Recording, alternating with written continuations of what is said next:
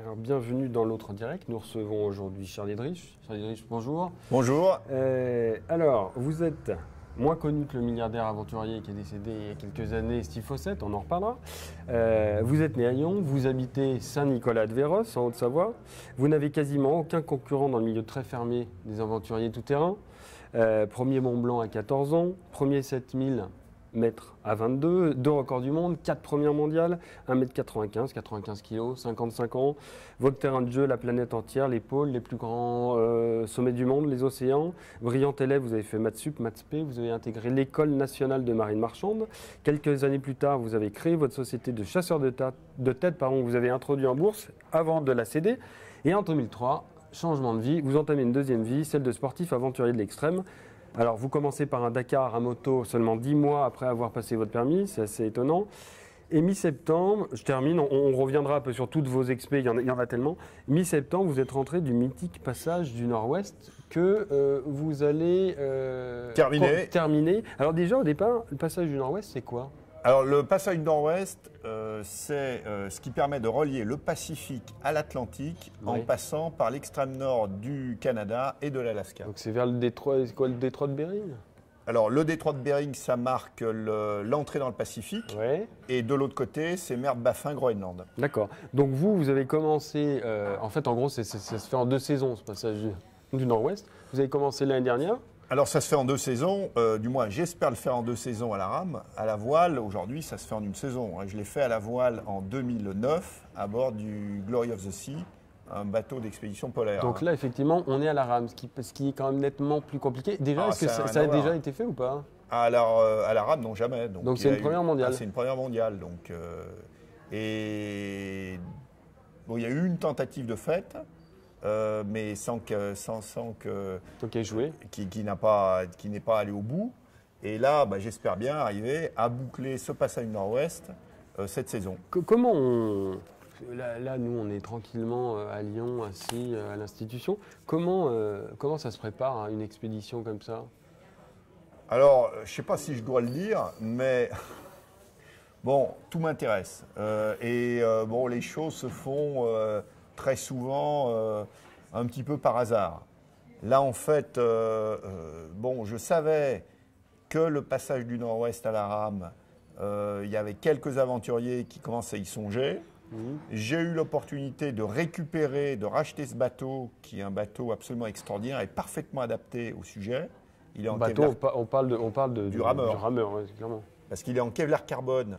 Donc, ce qui permet de pouvoir taper dans la banquise, les icebergs, c'est indestructible.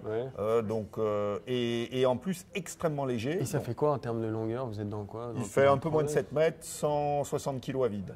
D'accord. Et ça permet aussi le fait qu'il soit très léger. Ça me permet, quand c'est vraiment nécessaire, de le tracter. Je le transforme en traîneau, je le tracte sur la banquise. Voilà. Non, parce que là, on parle de rame. Donc, on vous imagine à la rame, sur l'eau. Après, il y a des moments où vous allez vous le tracter. Vous passez des terrains, des passages de terre. Alors, des passages de glace. Alors, il ne faut pas que ça soit trop long.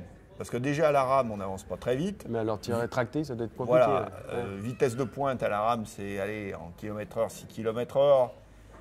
Mais alors le tracté, là j'avance comme un escargot, donc il faut que ça soit simplement des passages. Préparation, ça on parlait du rameur, mais préparation, vous avez une équipe derrière qui vous suit, je ne sais pas, un routeur météo, une équipe de médecins, ou alors vous êtes vraiment, vous partez, non j'imagine que vous ne partez pas à l'aventure comme ça, on est sur un coup de tête? Non, les médecins n'ont pas trop, donc en fait je suis suivi, c'est un concours de circonstances, plus par un vétérinaire. Au début... Au début, bon, c'est un peu parce que c'est mon beau-frère en fait, donc à qui je demandais quelques conseils. Bon, au début, ça m'amusait de le dire, mais après réflexion, je trouve que c'est pas si mal parce que le vétérinaire, d'abord les études, enfin, sont très très difficiles. Ce sont des gens très souvent très compétents, et en plus ils ont l'habitude de soigner des animaux qui parlent pas. Et d'aller à l'essentiel, donc ils ne sont pas perturbés. C'est un peu votre cas? Vous ne parlez pas beaucoup et vous allez à l'essentiel? Voilà. Et ils ne sont pas perturbés à la fois par les modes, parce qu'en matière de médecine, il y a quand même pas mal de modes. Alors j'en donne une, par exemple, moi je me suis toujours entraîné, pas par volonté, mais j'ai jamais pris de petit déjeuner. de ma vie le matin et je mange quasiment jamais à midi. Et je m'entraîne à jeun totalement. Donc très longtemps, on m'a dit, c'est complètement absurde. Il faut se sustenter. Voilà. Et puis maintenant, on s'aperçoit qu'il commence à y avoir des articles qui sortent en disant, en sous réserve qu'il faut le supporter, hein, il ne s'agit pas de tomber et de faire un malaise, mais sous réserve de le supporter, c'est le meilleur moyen pour travailler son endurance. Donc un vétérinaire avec vous. Voilà.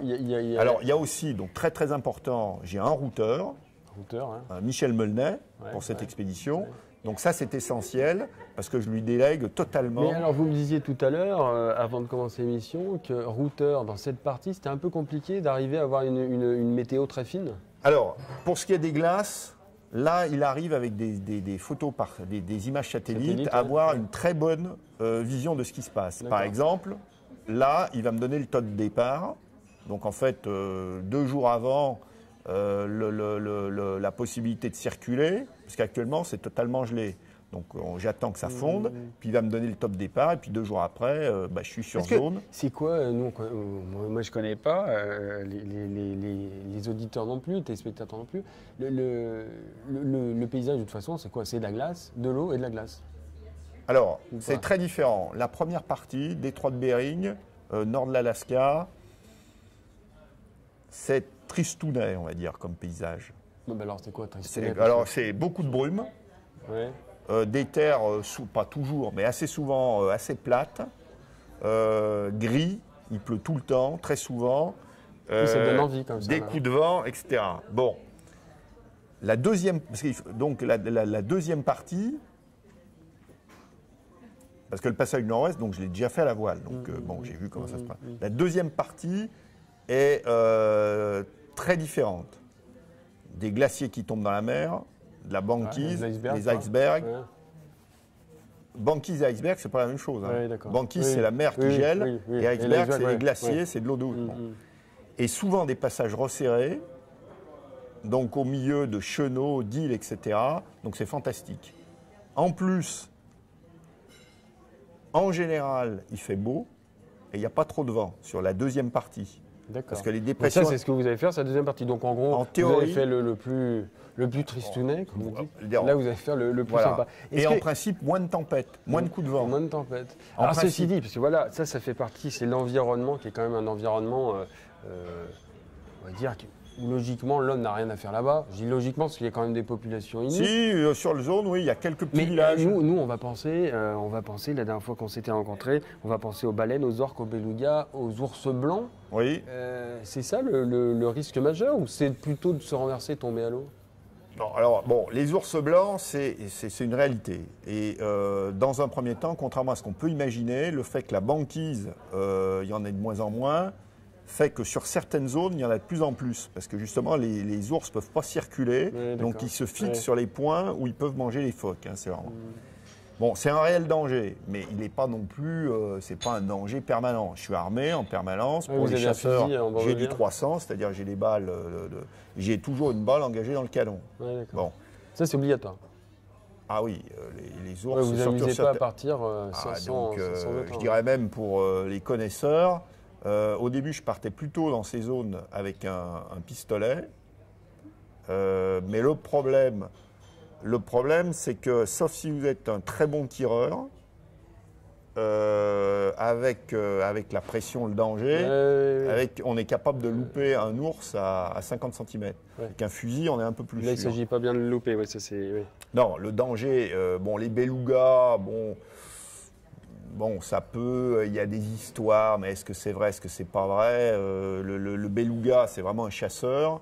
Si vous êtes sur la banquise, il semblerait qu'il y ait des cas de figure où il est capable de casser la banquise pour vous faire tomber à l'eau et pour vous croquer. Mais bon, c'est quand même le danger. Ce qui est étonnant, c'est que vous n'avez pas l'air... Enfin, on se dit, tiens, moi je veux partir avec vous, je vais aller me faire le passage du Nord-Ouest à l'Aral. Ça n'a pas l'air de vous inquiéter plus que ça. Alors après, vous êtes un sportif de l'extrême, un aventurier. Oui. Mais... Alors, après, dans tout ce que je fais, il y a une dimension, le risque est là. Donc les gens qui me connaissent savent que j'ai un tempérament à tergiverser avant de prendre la décision de partir sur une expédition. Et notamment...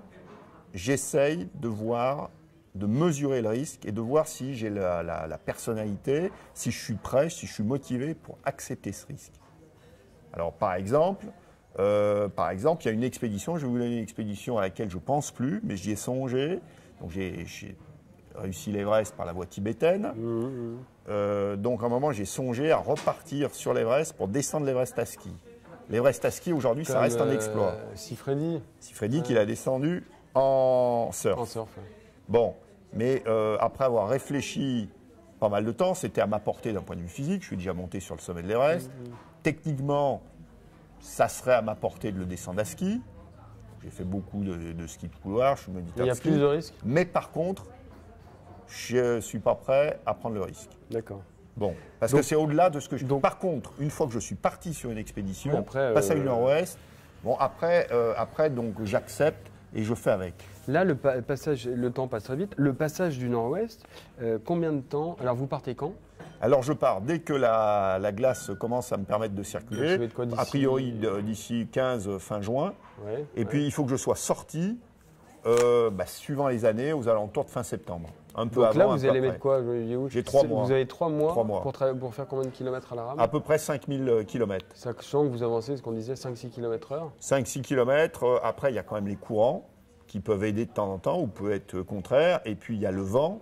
Là aussi, il faut savoir qu'à la rame, on est quand même très tributaire du vent. Hein. Un vent de 25 km/h de face, on n'avance plus, quasiment plus. J'ai quand même une dernière question à vous poser. Puis de toute façon, un jour, il faudra qu'on réinvite parce qu'il y a tellement de choses dont on parlait, qu'on n'a pas pu aborder. Mais qu'est-ce qu'on ressent quand on est là-bas? C'est quoi? C'est de l'angoisse, c'est de la peur, c'est de l'exaltation, c'est la béatitude suprême, c'est quoi? Bon, Les alors moi je sensations. peux parler évidemment de ce que je ressens.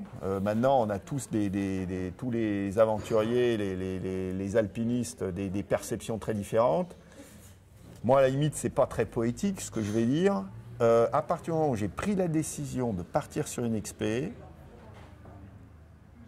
ma motivation, je suis concentré sur le résultat. Sur le résultat. Donc après, tout le reste, ça fait partie d'un tout. Oui, non, Que mais ça on soit- passe par on passe Pas par trop, des. non, Ah ouais, non, pas trop. Pas Ouais. trop. Donc en clair, je réussis, j'ai gagné et entre guillemets c'est le paradis. Quel que soit le motif, que ça soit un pépin physique, un accident, Ouais, une casse mécanique, une impossibilité, des glaces plus importantes, enfin bon, quelque chose que j'ai pas prévu, je vais pas au bout, j'ai raté et on essaye de colmater le. Bon, en tout cas, nous, la plupart des gens qui nous écoutent, qui nous regardent logiquement juillet-août, ils vont être plutôt au sud, tranquillement, sur le sable, dans l'eau chaude.